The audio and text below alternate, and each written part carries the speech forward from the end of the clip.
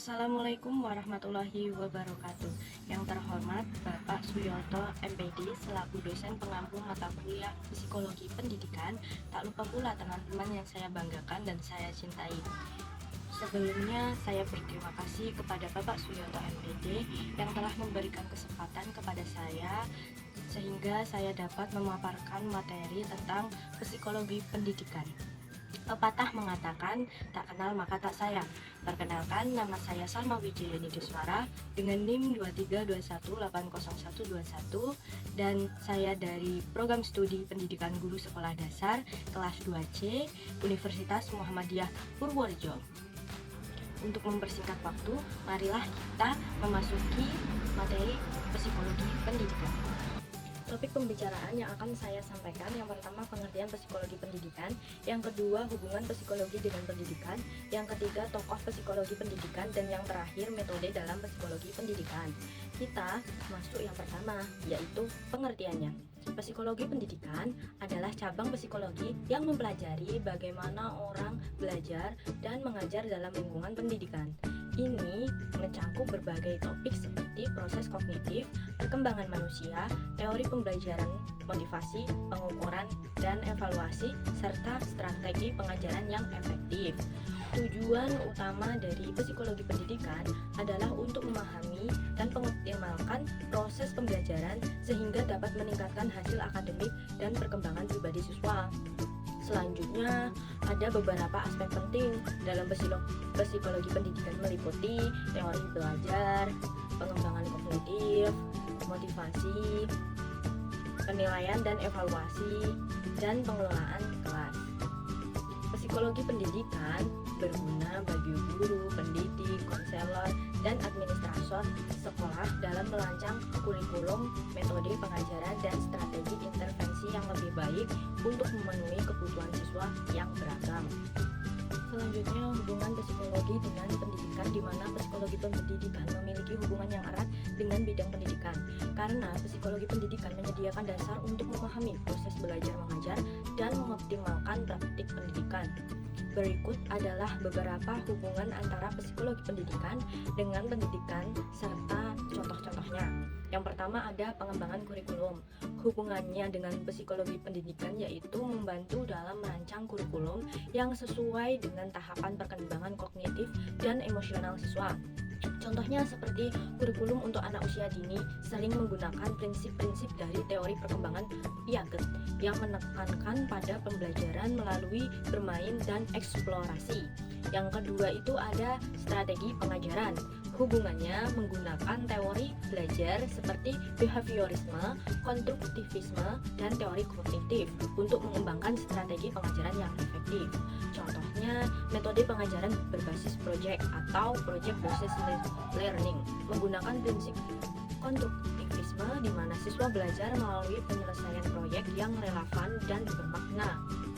Yang ketiga ada pengelolaan kelas. Hubungannya, psikologi pendidikan memberikan wawasan tentang teknik pengelolaan kelas yang dapat meningkatkan keterlibatan dan disiplin siswa.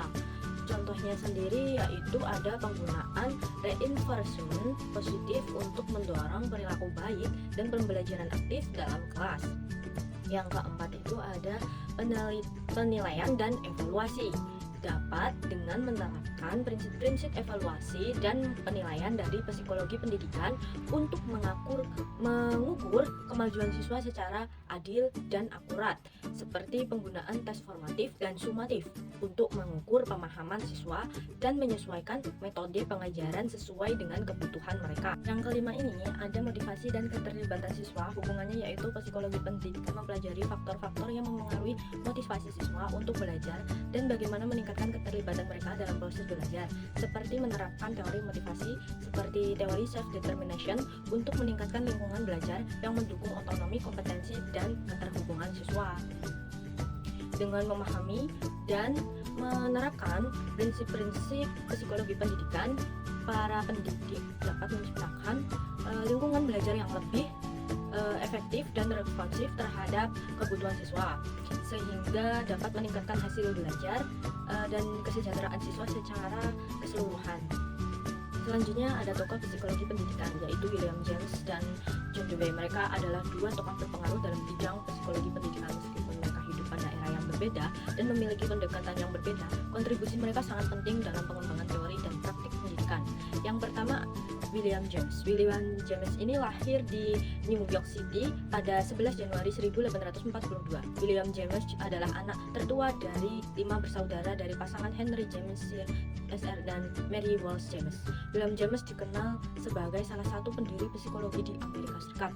Dalam konteks psikologi pendidikan, James menyumbangkan beberapa gagasan penting, di antaranya tentang prinsip-prinsip psikologi, fleksibilitas dalam pengajaran, pentingnya pengalaman, emosi dalam belajar, dan selanjutnya ada John Dewey. John Dewey ini lahir pada tanggal 20 Oktober 1859 Burlington, Vermont, Amerika Serikat, meninggal pada 1 Juni 1952 New York.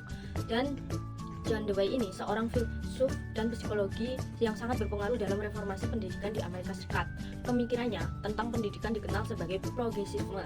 Beberapa ide utamanya dalam psikologi pendidikan adalah tentang yang pertama itu ada belajar dan melakukan, yang kedua pendidikan sebagai proses sosial, yang ketiga itu kurikulum berbasis minat, dan yang keempat pentingnya refleksi, dan yang kelima demokrasi dalam pendidikan.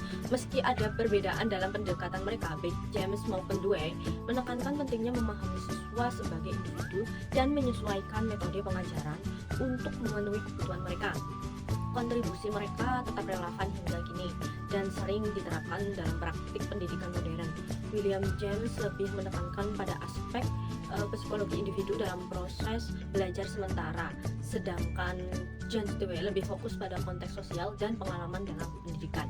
Selanjutnya ada beberapa metode psikologi pendidikan, diantaranya metode eksperimental, observasi, survei, studi kasus, tes dan pengukuran, longitudinal, dan kualitatif. Yang pertama, metode eksperimental. Metode ini melibatkan pengendalian dan pemanipulasi variabel untuk melibatkan pengaruhnya terhadap variabel lain. Contohnya, menguji efektivitas teknik pengajaran baru dengan kelompok kontrol dan kelompok eksperimen. Yang kedua ada metode observasi. Observasi dilakukan dengan mengamati perilaku siswa dalam lingkungan pendidikan secara langsung. Metode ini bisa berupa observasi partisipatif di mana peneliti ikut serta, atau non-partisipatif di mana peneliti hanya mengamati. Yang ketiga, menggunakan metode survei, mengumpulkan data dari sejumlah besar responden menggunakan kuesioner atau wawancara. Survei ini dapat memberikan gambaran umum mengenai pandangan, sikap, dan pengalaman siswa atau guru. Yang keempat itu ada metode studi kasus, studi mendalam tentang individu atau kelompok kecil untuk memahami fenomena pendidikan tertentu. Misalnya mempelajari seorang siswa dengan kebutuhan khusus untuk memahami strategi efektif bagi mereka. Yang kelima itu ada metode tes dan pengukuran, menggunakan tes psikologis dan pendidikan untuk mengukur kemampuan, prestasi, kepribadian, dan faktor lain yang relevan dengan proses belajar mengajar. Contohnya ada tes IQ, tes kemampuan akademik, dan tes bakat. Yang keenam, menggunakan metode longitudinal, studi yang mengikuti subjek penelitian selama periode waktu yang panjang untuk melihat perkembangan dan perubahan yang terjadi.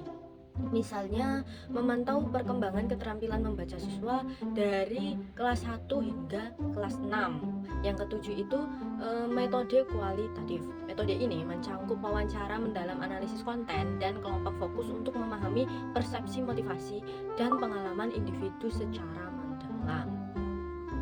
Setiap metode ini memiliki kelebihan dan keterbatasan, dan seringkali para peneliti menggunakan kombinasi dari beberapa metode untuk mendapatkan pemahaman yang lebih komprehensif tentang proses belajar dan pendidikan.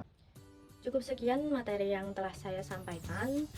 Semoga materi yang saya sampaikan dapat mudah dipahami dan dapat bermanfaat untuk kita semua. Dan terima kasih atas perhatiannya. Mohon maaf bila terjadi kesalahan penuturan kata.